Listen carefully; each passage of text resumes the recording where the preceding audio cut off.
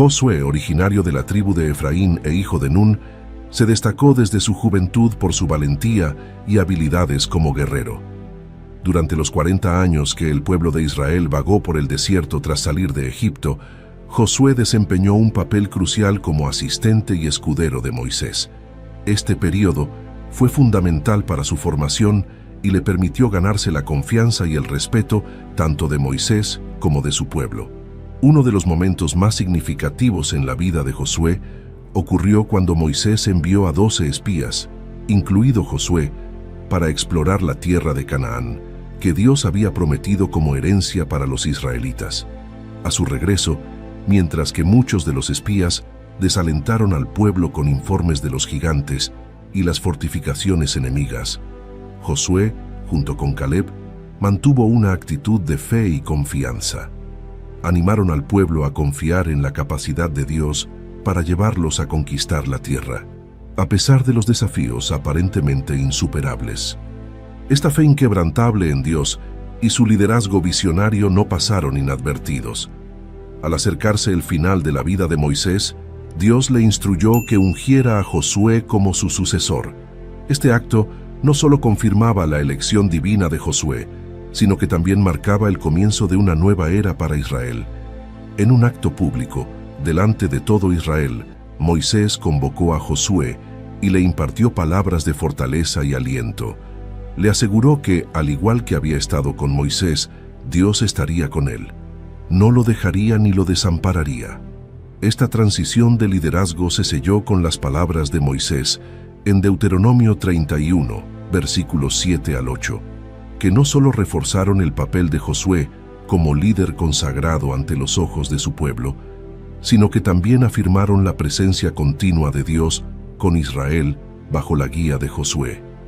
Estas palabras resonarían en el corazón de Josué a medida que se preparaba para uno de los desafíos más grandes de su vida, la conquista de Canaán.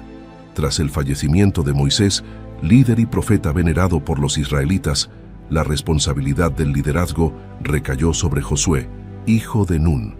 Este cambio de mando no fue casual.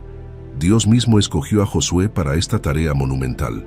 A orillas del río Jordán, en un momento de transición crucial para el pueblo de Israel, Dios se dirigió a Josué con un mandato claro y poderoso. Dios le dijo a Josué: «Mi siervo Moisés ha muerto. Ahora pues levántate y pasa este Jordán, tú y todo este pueblo, a la tierra que yo les doy a los hijos de Israel. Nadie te podrá hacer frente en todos los días de tu vida. Como estuve con Moisés, estaré contigo.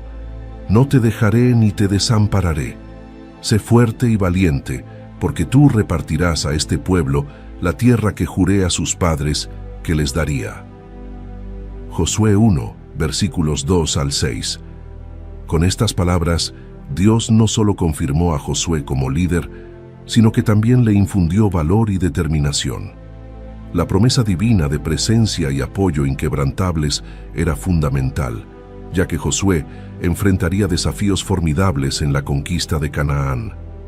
Consciente de la magnitud de su misión, Josué actuó con prontitud y decisión. Se dirigió a los oficiales de Israel, instruyéndoles que comunicaran al pueblo la necesidad de prepararse para cruzar el Jordán. «Preparaos provisiones», les dijo, «porque dentro de 3 días pasaréis este Jordán para ir a poseer la tierra que Jehová vuestro Dios os da para que la poseáis». Josué 1, versículo 11. La reacción del pueblo fue un reflejo del respeto y la confianza que Josué había inspirado durante su servicio bajo Moisés. El pueblo respondió unánimemente, prometiendo obediencia y apoyo a su nuevo líder. «Todo lo que nos mandes lo haremos, y a donde quiera que nos envíes iremos, solamente sé fuerte y valiente». Josué 1, versículos 16 al 17. Este capítulo inicial no solo establece a Josué como sucesor legítimo de Moisés, sino que también demuestra la continuidad del propósito divino para Israel. Josué, equipado con las promesas y mandamientos de Dios, estaba ahora listo para liderar a su pueblo a través del Jordán, hacia las promesas y desafíos que esperaban en la tierra de Canaán. Josué, ahora al mando del pueblo de Israel y consciente de la dificultad que representaba conquistar una ciudad fortificada como Jericó, decidió enviar a 2 espías en una misión secreta para evaluar la situación de la ciudad y sus defensas. Este acto de precaución y estrategia demostraba su habilidad militar y su dependencia de la guía divina en cada paso del proceso. Los espías, seleccionados cuidadosamente por su habilidad y discreción, llegaron a Jericó y decidieron alojarse en casa de Rahab, una prostituta cuya vivienda estaba ubicada en la muralla de la ciudad. Este lugar les ofrecía una fácil ruta de escape en caso de ser descubiertos. La elección de Rahab como aliada resultó ser providencial, pues su casa se convirtió en más que un simple escondite. La presencia de los espías no pasó desapercibida para el rey de Jericó, quien pronto fue informado de su llegada. Rahab, consciente del peligro que corrían, tomó una decisión trascendental al esconder a los hombres en el techo de su casa bajo tallos de lino secos.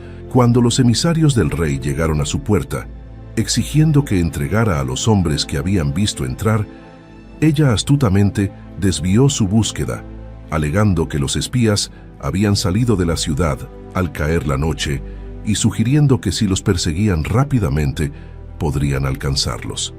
Después de despistar a los perseguidores del rey, Rahab subió al techo para hablar con los espías.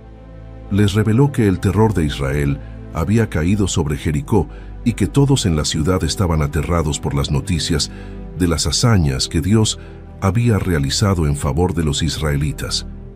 Confesando su fe en el Dios de Israel, ella solicitó un juramento de los espías de que, en gratitud por haberles salvado la vida, ellos a su vez preservarían la de ella y de su familia cuando Jericó fuese atacada. Los espías acordaron su petición, pidiéndole que atara un cordón escarlata en la ventana por la cual ellos descenderían para escapar y que mantuviera a su familia reunida en su casa como condición para su protección. Rahab aceptó y los ayudó a escapar, bajándolos con una cuerda por la ventana, ya que su casa formaba parte de la muralla de la ciudad. Una vez seguros, los espías regresaron con Josué y le informaron de todo lo sucedido. Su reporte fue claro. Ciertamente, Jehová ha entregado toda la tierra en nuestras manos, y también todos los moradores del país desmayan delante de nosotros. Josué 2, versículo 24. Esta información fue crucial y fortaleció la confianza de Josué y del pueblo en que Dios estaba con ellos. Tras recibir la confirmación de que Jericó era vulnerable y que Dios estaba con ellos, Josué y los israelitas se prepararon para uno de los momentos más trascendentales de su travesía: cruzar el río Jordán para entrar finalmente en la tierra prometida. Este evento no solo sería un testamento de su fe, sino que también simbolizaría la entrada a una nueva fase de la existencia de Israel como nación. Era tiempo de la cosecha, y el Jordán se desbordaba por todas sus orillas, lo que normalmente haría imposible su cruce. Sin embargo, para los israelitas bajo el liderazgo de Josué, las barreras naturales eran oportunidades para presenciar el poder de Dios. Josué instruyó al pueblo que se santificaran, pues al día siguiente verían maravillas. Los sacerdotes que llevaban el arca del pacto fueron los primeros en acercarse al río. El arca simbolizaba la presencia de Dios entre su pueblo, y su rol en el cruce era crucial. Josué ordenó que tan pronto como los pies de los sacerdotes que llevaban el arca tocaran las aguas del Jordán, éstas se detendrían, proporcionando un camino seco para cruzar. Cuando los sacerdotes hicieron contacto con el agua, la promesa de Dios se materializó impresionantemente. Las aguas que descendían desde arriba se detuvieron y se amontonaron en una gran masa a una gran distancia en Adam, la ciudad que está al lado de Zaretán, mientras que las aguas que descendían hacia el mar del Arabá, el mar salado, fueron cortadas completamente. Los israelitas cruzaron sobre terreno seco, con los sacerdotes sosteniendo el arca firmemente en el medio del río, hasta que toda la nación terminó de pasar. Este milagroso cruce no solo reforzó la fe de los israelitas en Josué como líder elegido por Dios, sino que también reafirmó la presencia continua de Dios guiando a su pueblo. Una vez que todos estuvieron al otro lado, Josué comandó a un hombre de cada tribu, recoger una piedra del lecho del río, donde los sacerdotes habían estado parados, para erigir un monumento en Gilgal. Este monumento serviría como un recordatorio perpetuo para las generaciones futuras de lo que Dios había hecho por Israel ese día. Al completar el cruce, los israelitas establecieron campamento en Gilgal, en el borde oriental de Jericó. Las piedras se colocaron como Josué lo había ordenado y él mismo explicó su significado. Cada vez que en el futuro los hijos de Israel preguntaran qué representaban esas piedras, se les diría acerca del poder de Dios que detuvo las aguas del Jordán ante el arca del pacto del Señor, permitiendo que todo Israel cruzara en seco. Con el Jordán a sus espaldas, los israelitas se enfrentaban ahora a su primer gran obstáculo militar en Canaán, la ciudad fortificada de Jericó. Conocida por sus robustas murallas, Jericó era un bastión clave para la defensa de la región y un símbolo de resistencia ante la invasión israelita. Sin embargo, lo que parecía ser un desafío insuperable se convertiría en un testimonio del poder divino y de la estrategia divinamente inspirada. Josué recibió instrucciones detalladas de Dios sobre cómo proceder. En lugar de un asalto convencional, los israelitas debían llevar a cabo un ritual que demostraba su dependencia total de Dios para la victoria. Durante 6 días, los sacerdotes, llevando el arca del pacto, y los soldados armados debían marchar en silencio alrededor de la ciudad una vez al día. 7 sacerdotes, llevando trompetas de cuernos de carnero, marchaban delante del arca, tocando sus trompetas pero sin que el resto del pueblo emitiera sonido alguno. El 7º día marcaría el clímax de esta estrategia divina. Ese día, los israelitas rodearon Jericó no una sino 7 veces. Al completar la 7ª vuelta, Josué ordenó a todo el pueblo que gritara con todas sus fuerzas mientras los sacerdotes tocaban las trompetas. El sonido estruendoso, combinado con la fe en la promesa de Dios, hizo que las murallas de Jericó se derrumbaran instantáneamente. La caída de las murallas fue seguida por un asalto total. Los israelitas invadieron la ciudad, destruyendo todo en cumplimiento de las instrucciones divinas. Solo Rahab, la mujer que había escondido a los espías, y su familia fueron perdonados, tal como se había prometido. Rahab y su familia fueron sacados de su casa por los mismos espías que ella había protegido y se integraron a la comunidad de Israel. La conquista de Jericó fue un evento crucial, no solo militarmente, sino también espiritualmente. Marcó el comienzo de la campaña de conquista de la tierra de Canaán y fue un recordatorio constante de que el éxito de Israel dependía de su obediencia y fe en Dios. La destrucción total de Jericó también sirvió como una advertencia severa para las demás ciudades cananeas y como una afirmación del poder soberano de Dios sobre las naciones. Después del triunfo en Jericó, Josué y los israelitas se prepararon para tomar Ai, una ciudad aparentemente menos formidable. Confiantes en su reciente victoria, enviaron solo un pequeño contingente para atacar. Sin embargo, fueron sorprendentemente derrotados y rechazados por los hombres de Ai, lo que resultó en una pérdida desmoralizadora para los israelitas. Y los hombres de Ai hirieron de ellos como a 36 hombres, y los siguieron desde la puerta hasta Sebarim, y los derrotaron en la bajada, por lo cual el corazón del pueblo se derritió y se volvió como agua. Josué 7, versículo 5. Josué, angustiado por esta inesperada derrota, se postró ante el arca del Señor con el polvo sobre su cabeza en señal de duelo y oró profundamente, cuestionando cómo había sucedido esto bajo la protección divina. ¡Ay, Señor Dios! ¿Por qué hiciste pasar a este pueblo el Jordán para entregarnos en manos de los amorreos, para destruirnos? Josué 7, versículo 7.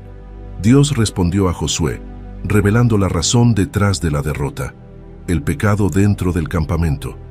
Un israelita llamado Acán había tomado objetos del anatema de Jericó, desobedeciendo las instrucciones divinas.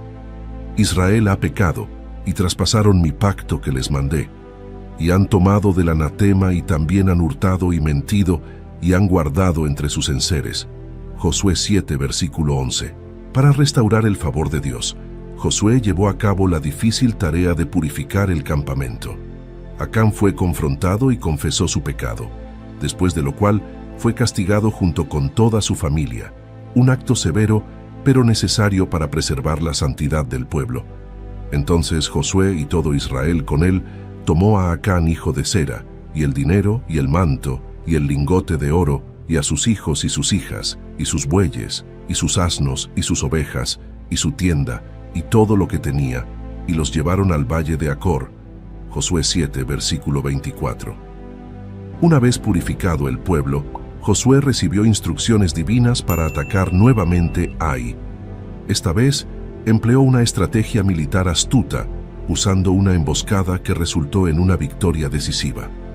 Los israelitas tomaron y destruyeron Ai completamente, matando a su rey y colgando su cuerpo en un árbol hasta el atardecer. Y alzó Josué su espada contra Ai, y la tomó, e hizo a sus reyes como había hecho a Jericó. Josué 8, versículos 1 al 29. Después de la victoria, Josué y los israelitas viajaron al monte Ebal, donde Josué construyó un altar al Señor, como Moisés había mandado, y ofrecieron sacrificios. Renovaron su pacto con Dios, reafirmando su compromiso de seguir sus leyes y mandamientos.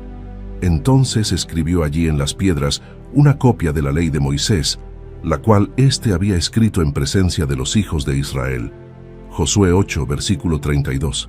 Tras la victoria en Ai, Josué y los israelitas continuaron su campaña para tomar posesión de la tierra prometida, dirigiendo su atención hacia el sur de Canaán. Esta fase de la conquista implicó una serie de batallas rápidas y decisivas contra una coalición de reyes cananeos, quienes se alarmaron ante el avance israelita y se unieron para resistirlo. Josué llevó a cabo una audaz campaña, sorprendiendo a las fuerzas enemigas en Gabaón, una ciudad importante que había hecho paz con Israel. En respuesta a una petición de ayuda de los gabaonitas, Josué marchó toda la noche desde Gilgal y atacó a los reyes cananeos por sorpresa. Vino, pues, Josué sobre ellos de repente, habiendo subido toda la noche desde Gilgal. Josué 10, versículo 9. Durante esta batalla ocurrió uno de los milagros más notables de la Biblia. Josué oró a Dios pidiendo que el sol y la luna se detuvieran para permitir a los israelitas tener suficiente tiempo para lograr una victoria completa sobre sus enemigos. Dios respondió a esta audaz oración, y el sol se detuvo en medio del cielo. Entonces Josué habló a Jehová, el día que Jehová entregó al amorreo delante de los hijos de Israel, y dijo en presencia de Israel: Sol, detente en Gabaón, y tú, luna, en el valle de Ajalón. Y el sol se detuvo, y la luna se paró, hasta que la gente se hubo vengado de sus enemigos. Josué 10, versículos 12 y 13. Este evento extraordinario permitió a los israelitas desbaratar completamente a la coalición enemiga. Los reyes fueron capturados y ejecutados, y sus ciudades fueron tomadas una tras otra, consolidando así el control israelita sobre el sur de Canaán. Con gran parte de la tierra ya bajo control israelita, Josué convocó al pueblo en Siquem, un lugar de gran significado histórico y espiritual, donde los patriarcas Abraham e Isaac habían erigido altares al Señor siglos antes. En Siquem, Josué renovó el pacto entre Israel y Dios. Ante una gran congregación de israelitas, recalcó las leyes y mandamientos que Moisés había entregado, y el pueblo reafirmó su compromiso de obedecer y servir solo al Señor. Entonces, Josué hizo un pacto con el pueblo aquel día, y les puso estatutos y ordenanzas en Siquem. Y escribió Josué estas palabras en el libro de la ley de Dios, y tomó una gran piedra, y la erigió allí debajo de la encina que estaba junto al santuario de Jehová. Josué 24, versículos 25 y 26. Este acto no solo reforzó la ley dada a Moisés, sino que también funcionó como un recordatorio constante de la necesidad de fidelidad y obediencia a Dios, estableciendo un legado espiritual para las generaciones futuras. Después de las exitosas campañas militares en el sur y el norte de Canaán, llegó el momento de distribuir la tierra entre las tribus de Israel. Este proceso no solo era esencial para establecer un asentamiento permanente, sino que también cumplía las promesas hechas por Dios a los patriarcas Abraham, Isaac y Jacob. Josué, en cumplimiento de las instrucciones dadas por Moisés y por mandato divino, procedió a la asignación de las tierras. Esta distribución se llevó a cabo mediante lotes, un método que aseguraba que la asignación fuera dirigida por la providencia de Dios, evitando favoritismos humanos. Ciertamente, la tierra se repartirá por suerte, conforme a los nombres de las tribus de sus padres heredarán. Según la suerte caiga su heredad, así la tomarán, sea mucha o sea poca. Números 26, versículos 55 y 56.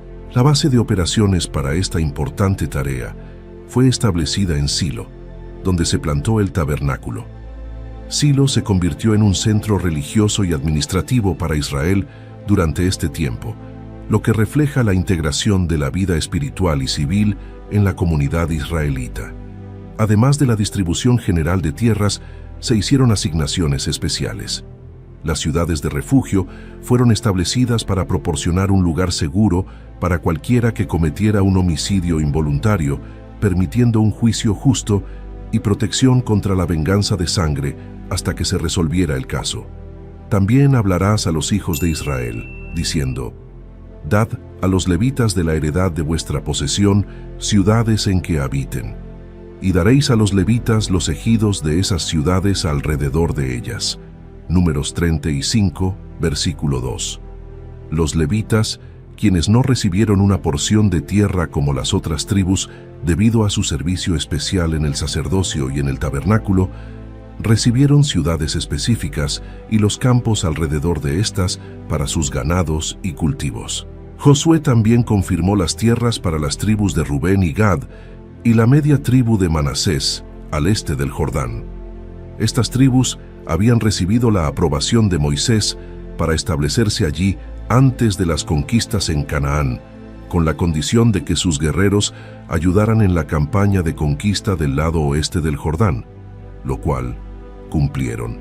Y Moisés les dio a los hijos de Gad y a los hijos de Rubén y a la media tribu de Manasés, hijo de José, el reino de Sehón, rey de los amorreos, y el reino de Og, rey de Basán, la tierra con sus ciudades en los límites, las ciudades del país alrededor.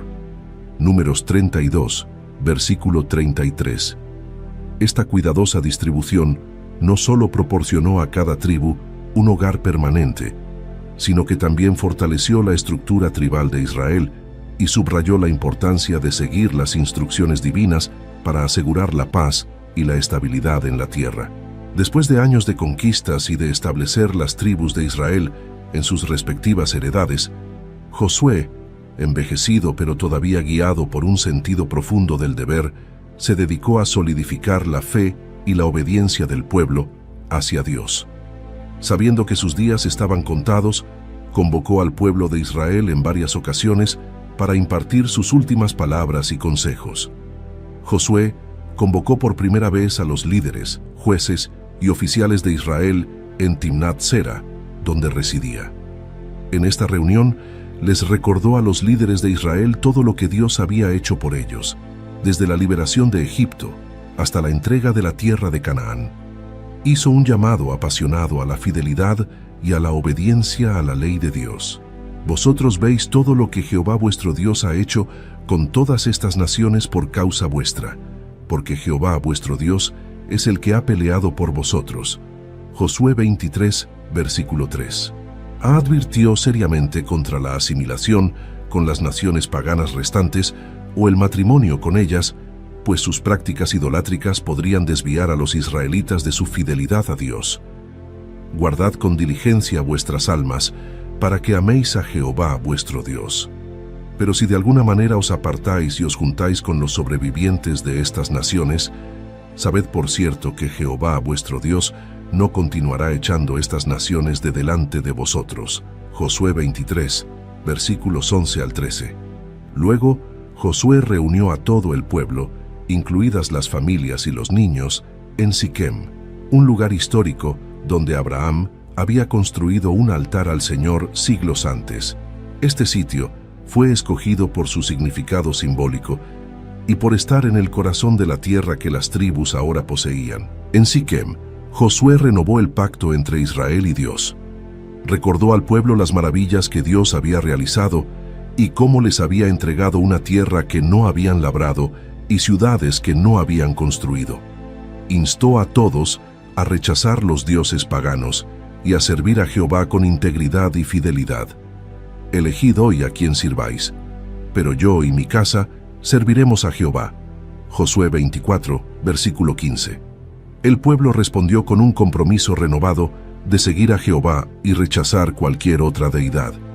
Josué erigió una gran piedra debajo de la encina, junto al santuario del Señor, como testigo de la renovación de este pacto. Y Josué escribió estas palabras en el libro de la ley de Dios. Y tomó una gran piedra, y la erigió allí debajo de la encina que estaba junto al santuario de Jehová. Y Josué dijo a todo el pueblo: He aquí, esta piedra nos será por testigo, porque ha oído todas las palabras de Jehová que nos ha hablado. Será pues por testigo contra vosotros, para que no mintáis contra vuestro Dios. Josué 24, versículos 26 al 27. Josué murió a la edad de 110 años, habiendo servido a su nación y a su Dios con distinción y honor. Fue enterrado en las tierras de su heredad en Timnat Sera, que está en las montañas de Efraín, al norte del monte Gaas. Y aconteció después de estas cosas que Josué, hijo de Nun, siervo de Jehová, murió, siendo de 110 años. Y lo sepultaron en el territorio de su heredad en Timnat Sera, que está en el monte de Efraín, al norte del monte Gaas. Josué 24, versículos 29 al 30. La elección de Timnat Sera como su lugar de descanso final no fue casual. Reflejaba su conexión profunda con la tierra que había ayudado a conquistar y su deseo de permanecer entre el pueblo que había guiado.